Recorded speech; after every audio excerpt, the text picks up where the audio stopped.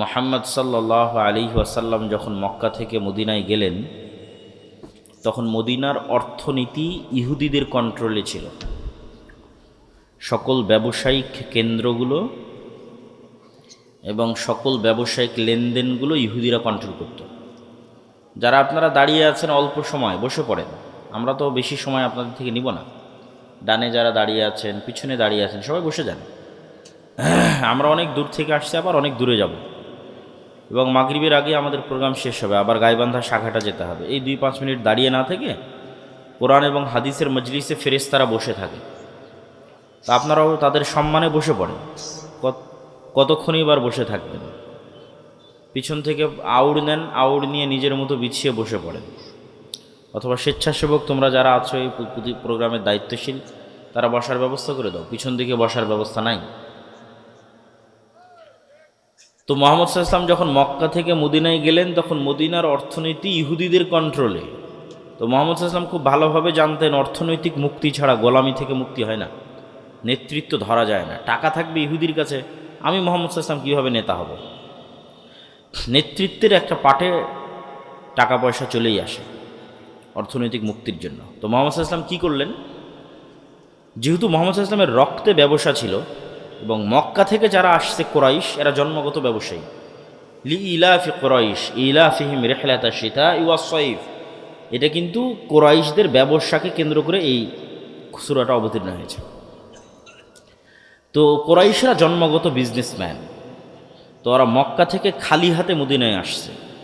আর মদিনার মানুষ হচ্ছে আনসারি কৃষক, যেমন আমাদের দিনাজপুর, লালমনিরহাট, ঠাকুরগাঁও, কুড়িগ্রাম, পঞ্চগড় এই অঞ্চলে কৃষিকাজের উপর, বা পুরো বাংলাদেশের মানুষেরাই বেশিরভাগ কৃষিকাজের উপর নির্ভরশীল। তো মদিনার আনসারিরা বেশিরভাগ কৃষিকাজের উপর নির্ভরশীল। তো মুহাম্মদ সাল্লাল্লাহু আলাইহি ওয়াসাল্লাম আনসারিদের বললেন, যেহেতু তোমরা ব্যবসা অতটা বুঝো না, তোমরা এক কাজ করো, তোমাদের সবার সম্পদ অর্ধেক অর্ধেক, প্রত্যেকেই একজন মুহাজিরের দায়িত্ব নাও, তাকে অর্ধেক সম্পদ দিয়ে দাও, তাহলে ও ব্যবসা করবে, মদিনা উন্নত হবে, আমাদের হাতে টাকা পয়সার কন্ট্রোল চলে আসবে। আনসারিরা তাই করলেন। মক্কা থেকে যারা মুহাম্মদ সাল্লাল্লাহু আলাইহি ওয়াসাল্লামের সাথে এসেছিল সব পাকা বিজনেসম্যান। উসমান ইবিন আফফান, জুবাইর ইবনুল আওয়াম, আব্দুর রহমান ইবিন আউফ, বড় বড় ব্যবসায়ী। এরা মদিনার মানুষের টাকা দিয়ে ব্যবসা শুরু করলো, করতে করতে একটা সময় মাল্টি বিলিয়নার হয়ে গেল, কোটিপতি, কোটি কোটি টাকার মালিক।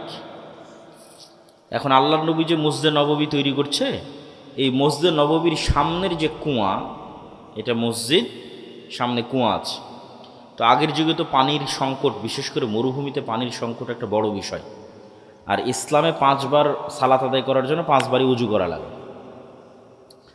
এখন ওই ইহুদির কুয়াতে যদি মুসলমান উজু করতে যায়, তাহলে মুসলমানকে অনুমতি নিতে হচ্ছে ইহুদির, তাহলে তো মাথা নত, ভাই ইহুদি তোমার কুয়াতে একটু উজু করব। তাহলে মাথা নত পুরো মুসলমানের, মাথা নত মুহাম্মদ সাল্লাল্লাহু আলাইহি ওয়াসাল্লামের। তাহলে স্বাধীনতা কেমনে আসবে? অর্থনৈতিক মুক্তি ছাড়া স্বাধীনতা হয় না। তো মুহাম্মদ সাল্লাল্লাহু আলাইহি ওয়াসাল্লাম বললো, এই কুয়া কে কিনে দিতে পারবে? এবার তো টাকা লাগবে। অর্থনৈতিক মুক্তিতে মুহাম্মদ সাল্লাল্লাহু আলাইহি ওয়াসাল্লামের সম্মান বাঁচতেছে। উসমান ইবনে আফফান বলল, আল্লাহর নবী আমি কিনে দিতে পারবো। বলেন আল্লাহু আকবার। ওসমান রাদিয়াল্লাহু তাআলা আনহু মদিনার সামনের, মসজিদ নববীর সামনের কুয়া মুসলমানদের জন্য কিনে দিয়ে দিলেন। তাহলে এখন উজু করতে এখন আর ইহুদির অনুমতির দরকার হবে? দরকার হবে না। এই জন্য অর্থনৈতিক মুক্তি, জ্ঞান শিক্ষা, অর্থনৈতিক মুক্তি খুব দরকার। বাংলাদেশের যুবক ছেলেপেলেরা মনে করে যে চাকরি করেই খেতে হবে। মুসলমানের খাতায় চাকরি করা বলে কিছু নাই। মুসলমানের খাতায় ব্যবসা। নাহি মাকাম কি খুগর তবিয়তে আজাদ, সৈরে মিসালে নসিম পয়দা কর।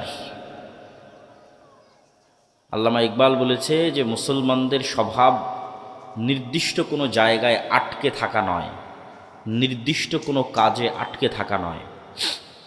সকালে প্রবাহিত মৃদু বাতাস যেমন সারা পৃথিবীতে ছড়িয়ে পড়ে, মুসলমানেরা তেমন ব্যবসায়িক কাজে এবং দিনের কাজে সারা পৃথিবীতে ছড়িয়ে পড়বে। ঠিক আছে? তেরে সঙ্গে রাহ সে ফুটে হাজার চশমা, যখন মানুষ মনে করবে যে এটাই মনে হয় আমার একমাত্র কাজ, তখন তো আর নতুন রাস্তা তৈরি হবে না। বাপ মা যেটা করেছে আমাকে সেটাই করতে হবে, অথবা চাকরিই করতে হবে, নতুন রাস্তা তৈরি হবে। বলছে ঝুঁকি নিতে হবে, রিস্ক নিতে হবে। যখন তুমি ঝুঁকি এবং রিস্ক নিয়ে কঠিন রাস্তায় পা দিবা, তখন তোমার পায়ের আঘাতে নতুন নতুন ঝর্ণা তৈরি হবে। হাজার চশমা ফুটে তেরে সঙ্গে রাহ সে, কঠিন রাস্তায় পা দিলেই পায়ের আঘাতে ঝর্ণা তৈরি হয়। ঠিক আছে, এই জন্য উম্মতে মোহাম্মদী হচ্ছে যাযাবর, মরুবিদুইন। পৃথিবীতে কোথাও এক জায়গায় স্থির থাকে না। কোনো সাহাবিকে পাবা না, খুব অল্প সংখ্যক সাহাবি যারা মদিনায় মৃত্যুবরণ করেছে, যারা মক্কায় নিজ বাড়িতে নিজ ঘরে মৃত্যুবরণ করেছে, কেউ নাই। কে সিরিয়াতে, কে ইয়ামানে, কে ভারতে, কে আফগানিস্তানে, যে যেখানে পেরেছে সে সেখানে ব্যবসায়িক কাজ আর দিনের দাওয়াত নিয়ে ছড়িয়ে পড়েছে। কিন্তু এখন আমরা 190 বছর ব্রিটিশদের গোলামি করে, উর্দুতে একটা শব্দ আছে নওকার, নওকার মানে হচ্ছে চাকর। তো বাংলাতে যতদিন আমি চাকরি শব্দটা শুনেছি ততদিন আমার ব্রেনে এই জিনিসটা কাজ করে। উর্দুতে যখন ভারতে ছিলাম তখন ওরা বলে যে আপকো কাহি নৌকরি মিলি, নৌকরি করনা है कि नहीं करना, मतलब নৌকরি মানে হচ্ছে চাকরি। তখন আমি দেখলাম কি রে, নৌকার থেকে নৌকরি, নৌকার মানে চাকর, সেখান থেকে নৌকরি। তো বাংলাতেও তো একই অবস্থা, চাকর, চাকর থেকে চাকরি। তো আসলে চাকরি করা মানে আসলে চাকর, চাকরি শব্দটা এসেছে চাকর থেকে, যেমন নৌকরি শব্দটা এসেছে নৌকার থেকে। হ্যাঁ, কেউ না কেউ চাকরি করবেই, চাকরি না করলে ব্যবসায়িক প্রতিষ্ঠান চলবে না, বন্ধ হয়ে যাবে। কিন্তু সবাই যদি মনে করে যে আমি ব্যবসায়ী হব, তবুও চাকরি করার লোক থাকবে। বাংলাদেশের 18 কোটি মানুষও যদি ব্যবসায়ী হয়ে যায়, তাহলে আফ্রিকা থেকে লোক এখানে চাকরি করতে আসবে, কোনো সমস্যা নেই। আল্লাহর দুনিয়া এরকমই। কিন্তু তার মানে এই নয় যে আমাকেই সেই চাকরিটা করতে হবে, এটা নয়, চেষ্টা করতে হবে, রিস্ক নিতে হবে। তো এই কথাটা কোন কথা থেকে আসলো, যে এই যে যুবকেরা উদ্যোগ নিচ্ছে, এই উদ্যোগে অর্থনৈতিক সহযোগিতা। কেন, অর্থনৈতিক মুক্তি ছাড়া আসলে গোলামি থেকে মুক্তি হয় না। আর আমাদের আজকের আলোচ্য বিষয়বস্তু গোলামি থেকে মুক্তির রাস্তা। তো আমরা প্রথমেই আলোচনা শুরু করলাম অর্থ দিয়ে। অর্থনৈতিক মুক্তির জন্য আর একটা জিনিস লাগবে, সুদ মুক্ত সমাজ। কি মুক্ত সমাজ বলেন না, যে কি মুক্ত সমাজ? সুদ মুক্ত সমাজ। সুদ মুক্ত সমাজ তৈরি করার ক্ষেত্রে বললাম হারাম, বললাম গুনাহ। আমার শ্রদ্ধেয় পিতা আব্দুর রাজ্জাক বিন ইউসুফের সুদের বিরুদ্ধে যত শক্ত বক্তব্য আছে, অত বক্তব্য আমাদের পক্ষে দেওয়া সম্ভব নয়, অত শক্ত বক্তব্য। তো ওটাই যথেষ্ট মানুষের জন্য। তা আমি কি বুঝাতে চাই মানুষকে? আমি মানুষকে বুঝাতে চাই সুদ হারাম, এ কথা তো ঠিক আছে, কিন্তু সুদ হচ্ছে দাসত্ব, সুদ হচ্ছে গোলামি। এবং শুধু মুসলমানদের জন্য নয়, পৃথিবীর প্রত্যেক মানুষের জন্য। পৃথিবীর প্রত্যেক মানুষের পায়ে গোলামির জিঞ্জির বেঁধে রেখেছে সুদ। হিন্দুর জন্য গোলামি, খ্রিস্টানের জন্য গোলামি, ইহুদির জন্য গোলামি, মুসলমানের জন্য গোলামি। পৃথিবীর মানুষের মৌলিক স্বাধীনতা বিনষ্টকারী হচ্ছে সুদ। এমনকি শুধু মানুষ গোলাম নয়, দেশকেও গোলাম বানাতে পারে। এবং সুদ হচ্ছে জুলম, অত্যাচার। এই অত্যাচার টাকার উপরে হয়, অর্থনৈতিক ফ্লো, অর্থনৈতিক গতির উপরে অত্যাচার হয়। টাকার একটা নিজস্ব স্বাভাবিক গতি আছে, টাকার একটা স্বাভাবিক নিজস্ব মান আছে, যে মানটা সম্পদের বিপরীতে, স্বর্ণের বিপরীতে নির্ধারিত হওয়া উচিত। তো সুদ যখন সমাজে প্রচলিত হয়ে যায়, তখন মানুষের মধ্যে গোলামির জিঞ্জিরে আবদ্ধ হওয়ার যে প্রবণতা, এটা তৈরি হয়ে যায়। কিভাবে? ধরেন, যত মা এবং বোন বক্তব্য শুনতেছে, এদের অনেকেই কোনো না কোনোভাবে কিস্তির সাথে যুক্ত আছে। তো এই কিস্তির লোন, তোমরা স্বেচ্ছাসেবকরা কী করতেছো? পিছনে যারা আছে ওনাদের বসার ব্যবস্থা করো না কেন? অনেক মানুষ পিছনে দাঁড়িয়ে আছে। যারা আপনারা পিছনে দাঁড়িয়ে আছেন, একটু বসেন। বক্তব্য শেষ করতে করতেও যদি বসা না হয়, তাহলে বক্তব্য কেমনে হবে? বক্তব্য শেষ হয়ে যাবে, আপনারা বুঝতে পারলেন না, তাহলে তো হবে না। সব স্বেচ্ছাসেবককে অনুরোধ জানাচ্ছি, তোমরা পিছনে যাও এবং সবার বসার ব্যবস্থা করো। এবং গেটের ওখানে 2 জন দাঁড়িয়ে থাকো, যাতে কেউ দাঁড়িয়ে না থাকতে পারে পুরো প্যান্ডেলে। যার বসার ইচ্ছা হচ্ছে না সে যেন চলে যায়। তো যত মা এবং বোন কিস্তিতে টাকা নিয়েছে তারা সবাই কোনো না কোনোভাবে মিথ্যা বলে, কোনো না কোনোভাবে কি বলে? মিথ্যা বলে। আজ না কাল দিব, কাল না পরশু দিব, আজ এই সমস্যা কাল এই সমস্যা।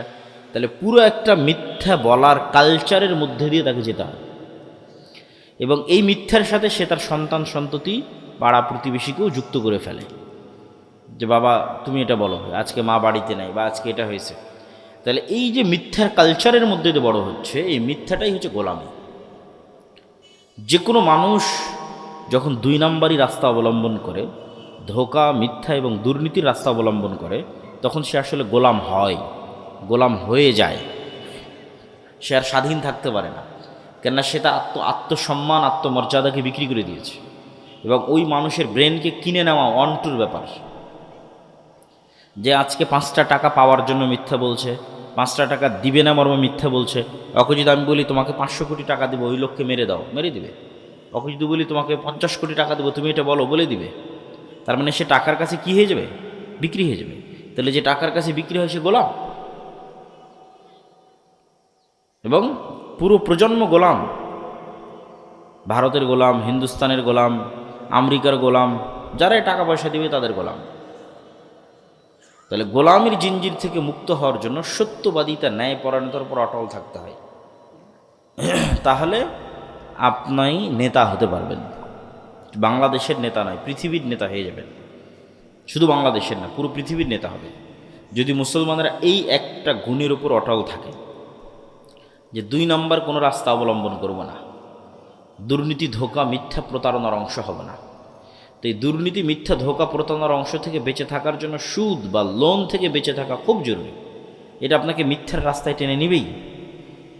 এই জন্য ইসলামের অর্থনৈতিক ভিত্তির, তোমরা এই ড্রোনটা সরাও তো বাবা, ও যা উড়ানো হয়েছে হয়েছে, একে সরাও। তো এই জন্য ইসলামের অর্থনৈতিক মূলনীতিগুলোর একটা বড় মূলনীতি হচ্ছে অল্পে সন্তুষ্ট থাকা। অল্পে সন্তুষ্ট থাকা মানে যত বিলাসী পণ্য আছে, সেই বিলাসী পণ্যে সুদের লোন নেওয়া বহু পরের কথা, কর্জে হাসানা নেওয়াও জায়েজ হবে কি না এটা আলোচনা করতে হবে। আবারও শুনেন আমার কথা। বিলাসী পণ্য মানে ফ্রিজ, বিলাসী পণ্য মানে এসি, বিলাসী পণ্য মানে আমার একটা বাটন ফোন দিয়েই চলে, আমি এখন অ্যান্ড্রয়েড ফোন নেব। বিলাসী পণ্য মানে আমার টিনের ঘরেও থাকতে পারি, তাও ইট দিয়ে ঘর তৈরি করব। তথা এমন কিছু যা না হলে আমি মরে যাচ্ছে এরকম নয়।